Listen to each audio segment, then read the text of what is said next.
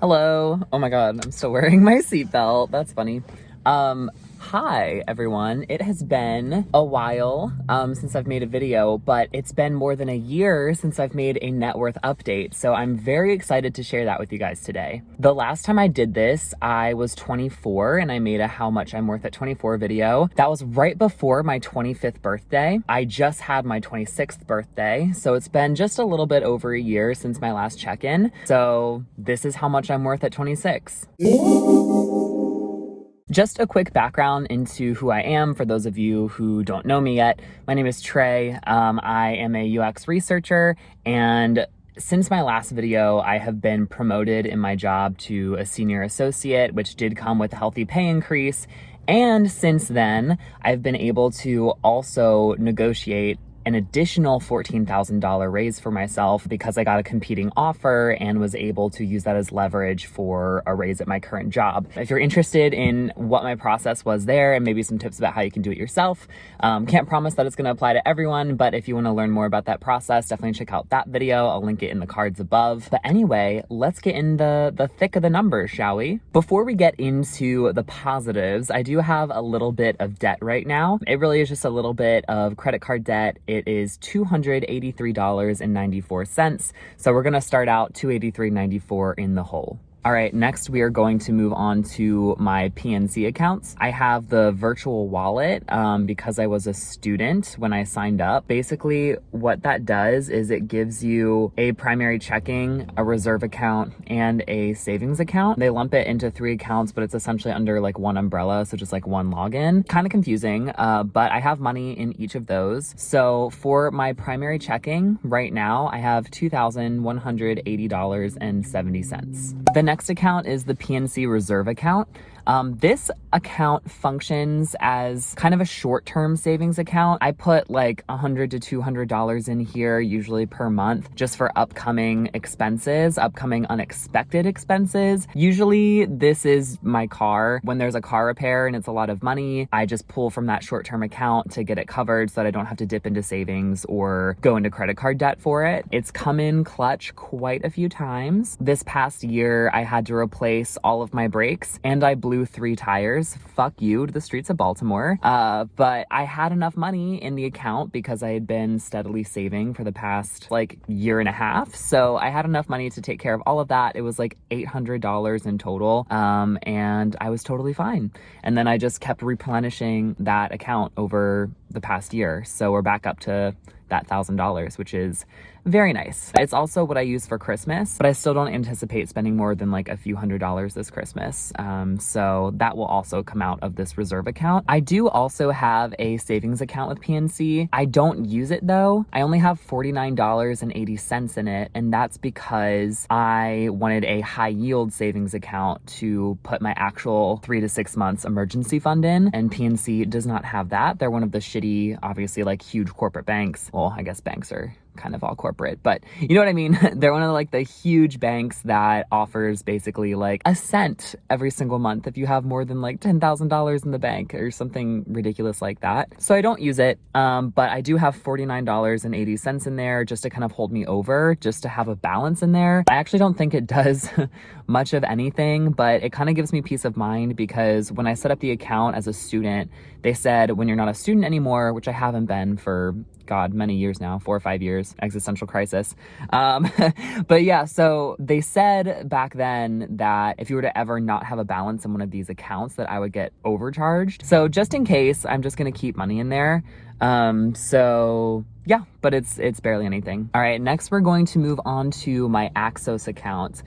This is a long-term savings account. It is also a high yield savings account, albeit the savings are not great. I think it's literally only like 0.62% APY. I opened it during like the beginning of the pandemic and all of the rates for banks just like plummeted to like 0.5%. And so 0.62% was like the largest that you could find at the time. So I went with Axos because I figured, you know, hey, at least it's something and at least I'm like somewhat battling inflation.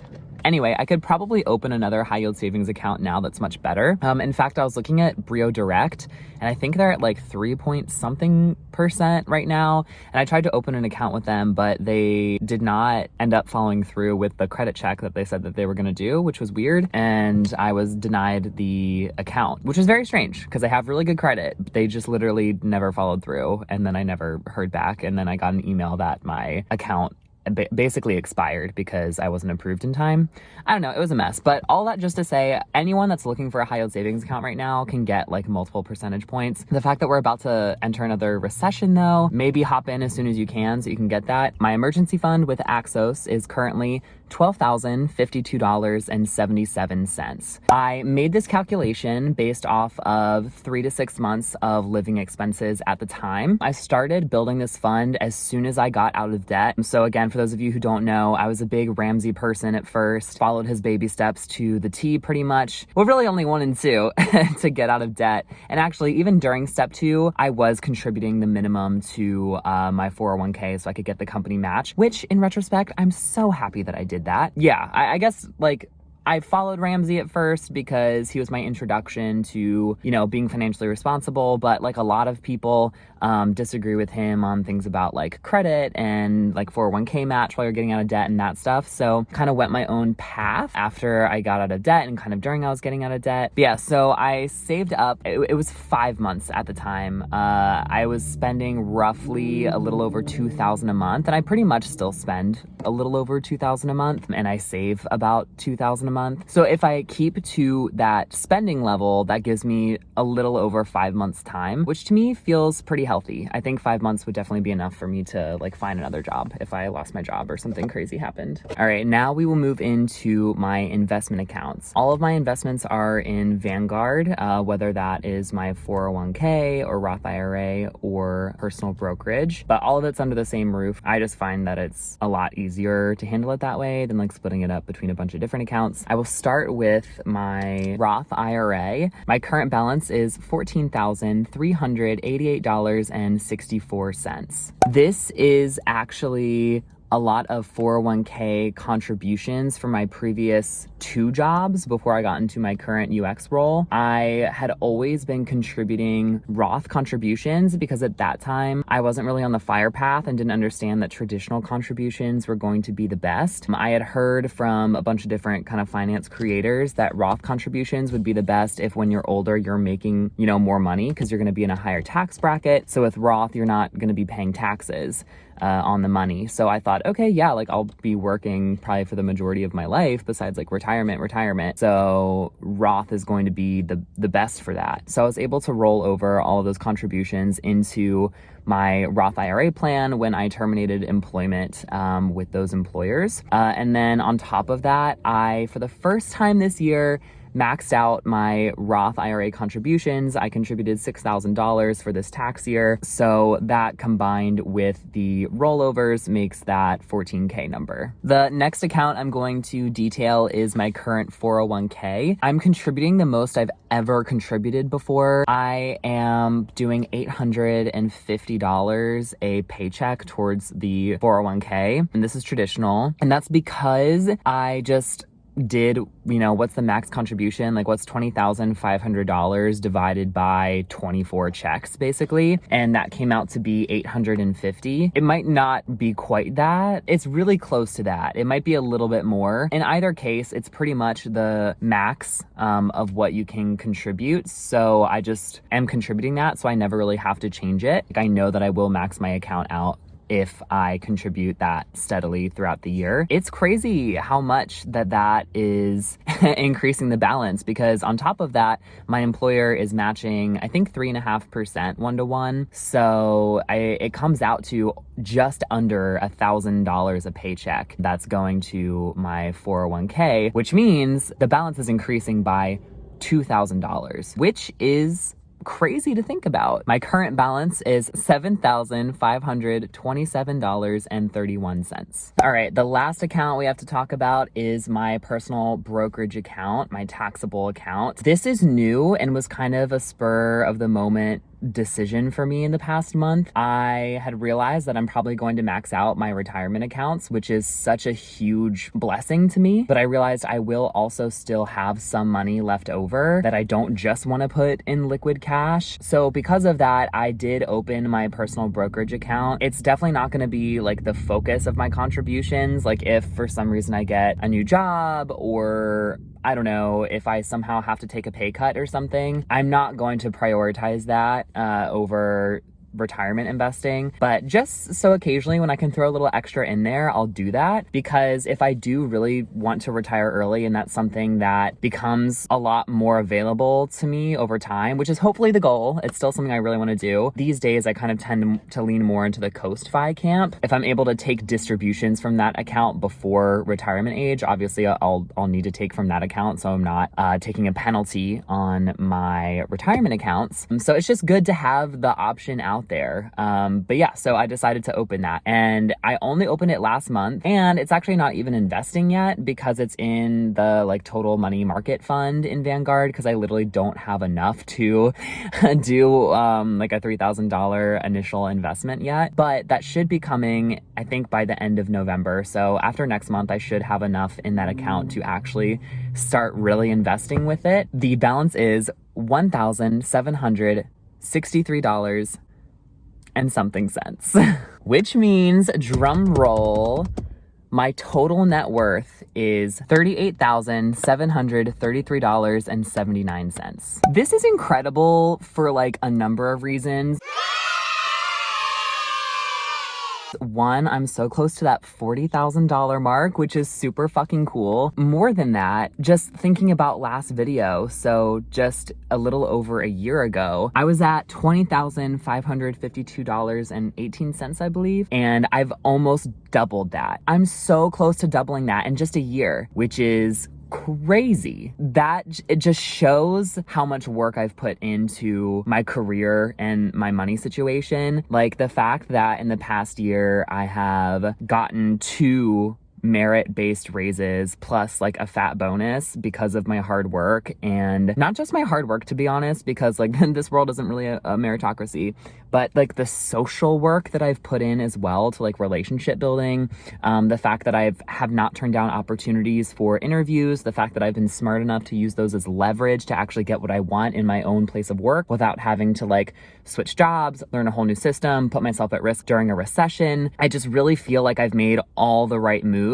and it's so cool to show how it has actually affected my bottom line so greatly. I mean, it's incredible. Also, I didn't include my car in this net worth video, and in last year's net worth video, I did. That's because last year, my car was worth like $6,000, which like in reality, I would never sell my car unless I was in a super dire situation because I just need it to exist. I don't live in a city anymore. I lived in Baltimore at the time, and so like technically yes, I could like walk, but now I live back in the suburbs and I literally need a car to function. There's no way for me to be independent without it, so I'm not going to sell my car, which means I don't think I should include it in my net worth because it's not really something that I can liquidate. And on top of that, my car just does not have value anymore. I think it's kind of a joke at this point, but in my older videos I'd always be like, hey, like I'm filming this from my 2014 Ford Focus, and I still fucking am, but this car has just gone so down in value even since last year. Last year it was worth around 6K. Now it's worth like 2K, which is fucking crazy how much it's depreciated in the past year. I think it's because the car keeps getting recalled.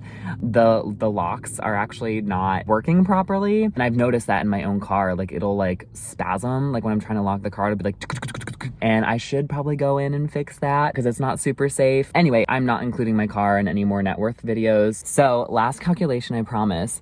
But if we take my car out of my net worth from the last video, it puts me like a little over 14K back then. If you see the difference of this year from last year, that means that actually in a year, I have saved just in like liquid $24,544.61. That's fucking crazy. In just 14 months, so yes, a little over a year, but in just 14 months, I've been able to save almost $25,000. I've done all my Coast-Fi calculations as well, and if I get to like $175,000 by the time I'm like 32, 33, I will be Coast-Fi, which is crazy, because at that point, I mean, that's only like 7 years away. Let me just verify. 7, 8, 9, 30, 1, 2, 3. Yeah, that's only 6 to 7 years away, and then I'll never have to save for retirement again. That is fucking crazy. And that's so exciting. Like, knowing that I have actually bought myself freedom. Like, yeah, I haven't bought like my current self freedom, but you know how much it's also going to open up my budget as well? Like, not having to save for retirement anymore. I'll be able to actually like, well, one, I will still probably be saving the majority of that to like a brokerage / liquid savings for a house or a new car. Listen, y'all know me. I'm not going to be getting like a new car, but like for when this one eventually dies out, I'll have a sinking fund for a newer used car. You know? But yeah, like I'll be able to save so much more for trips. You know, I'm young. I want to be traveling. In my 30s, I'll still be young. I'll still really want to travel. It's just so exciting to see my life shape up to match, you know, my values. I really have been buying myself that freedom. And, you know, it doesn't feel good every day. I'm not gonna lie. It feels like, you know, I'm like just living for long-term goals is not the solution. And that's why I kind of rejected the FIRE movement at first. But the more I think about it, you know, like financial independence truly is the real goal behind all of this. Like, yes, that is the desired outcome, but putting your efforts there is really going to weigh you down. That's something that I've noticed the past year, but breaking it up into, okay, emergency fund. And now that I'm investing, like, you know, celebrate my inputs, like this $25,000, for example. Like saving that $25,000 is incredible. And so focusing that into like my investments, maybe this next year, since I built up my emergency fund and everything, maybe I make a goal, $25,000 just invested. And that feels really more tangible. And then celebrating that, and then eventually being like, okay, like now let's make Coast-Fi that real next goal. You know, just like digesting it, taking it step by step, because you can also make so many life choices along the way once you buy yourself more freedom. And that's what's real, because money isn't real by itself. It's what it gets you. And so at Coast-Fi, for example, making the decision to switch to a job that I enjoy in the moment or go part-time, stuff like that. That concept is called slow-fi, and I forget who coined it. If you do a quick search, I'm sure you will find it. But I love that concept because it is not just living for the sake of FIRE. It's actually making decisions along the way to impact your life, but without, you know, depraving yourself the entire time. So yeah, thank you so much for going along in this journey with me. I know a lot of you have been here for a long time, and then some of you that have found me through the Dave Ramsey video. Thank you for supporting and being here. Love you guys. I'd love to hear about your net worth goals and accomplishments so far this year, and I can't wait to see you for the next video. So thank you so much, and yeah, I will see you next time. Bye.